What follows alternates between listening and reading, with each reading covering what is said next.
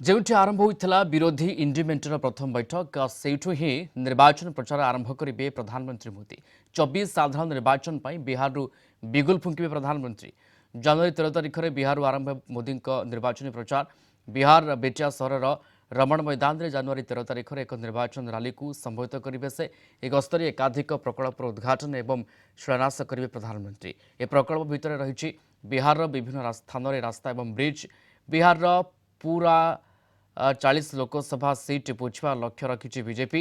January एवं February रे बिहार में एकाधिक राली करेंगे मोदी, अमित शाह और जेपी नड्डा।